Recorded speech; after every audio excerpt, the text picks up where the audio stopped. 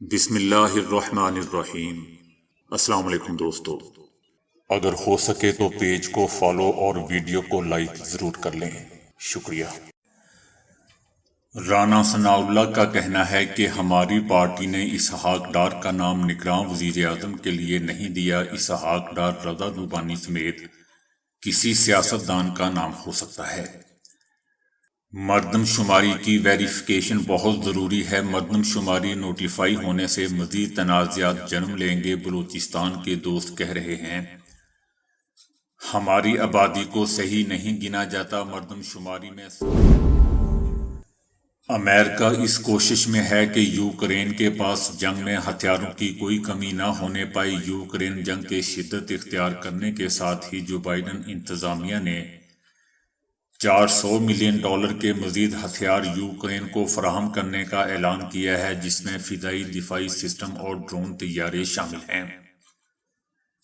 یہ جنگی وسائل جو بائیڈن انتظامیہ کے اختیارات کی بنیاد پر فراہم کیے جا رہے ہیں۔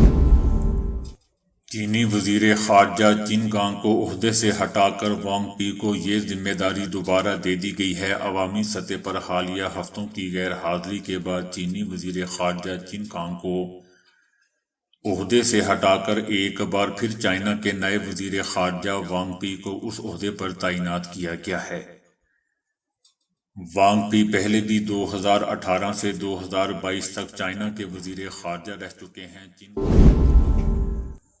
نون لیگ کو 115 سیٹوں کے ساتھ حکومت دینے کا فیصلہ ہو چکا ہے۔ پیپلز پارٹی زیادہ سے زیادہ 90 روز میں الیکشن کروانے پر زور دے رہی ہے۔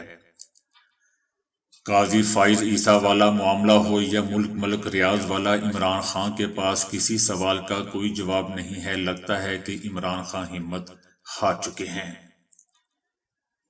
دوستو، حسب معمول ایسا کہنا ہے عمران خان کے مخالف۔ افریقی ملک نائجیریا میں فوج نے حکومت کا تختہ الٹ دیا ہے۔ نائجیریا کے صدر محمد بازوم کو ان کے اپنے محافظوں نے حراست میں لے لیا ہے۔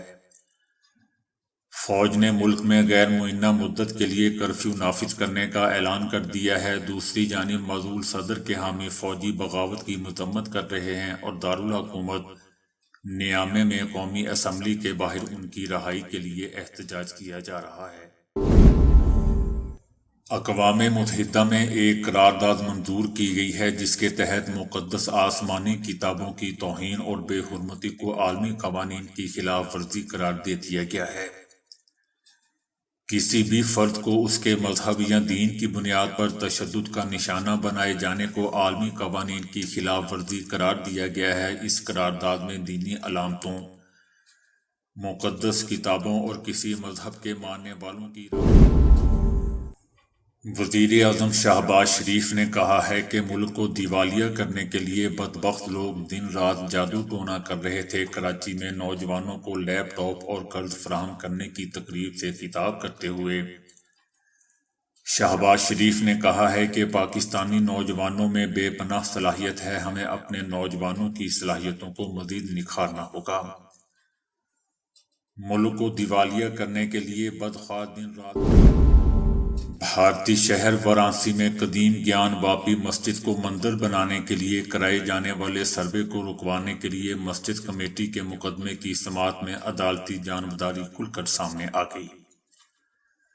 مسجد کمیٹی کے وکلاء نے دلائل دیے کہ آرکیالوجیکل سروے سے مسجد کے ڈھانچے کو نقصان پہنچ سکتا ہے اور تاریخی عمارت زمین بوس ہو سکتی ہے۔ مسجد کمیٹی کے وکلاء نے یہ موقف بھی اختیار افواج Pakistan chairman, joint chief of staff committee اور سروسز چیف نے کیپٹن محمد سرور شہید نشان حیدر کے 75ویں یوم شہادت کے موقع پر انہیں زبردست خراج عقیدت پیش کیا ہے۔ ISPR نے کہا ہے کہ پاکستان کے سب سے پہلے نشان حیدر پانے والے کیپٹن سرور نے 1948 کی جنگ میں ناقابل تسخیر جرات اور بہادری کا مظاہرہ کرتے ہوئے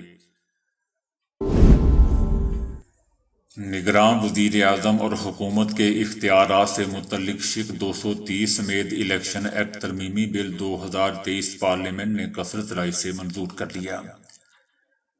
شق 230 میں ترامیم کے ذریعے نگراں حکومت کو روزمرہ کے ساتھ ہنگامی نوعیت کے معاملات کو دیکھنے کا اختیار ہوگا۔ نگراں حکومت پہلے سے جاری پروگرام اور منصوبوں سے متعلق اختیار استعمال کر سکے گی۔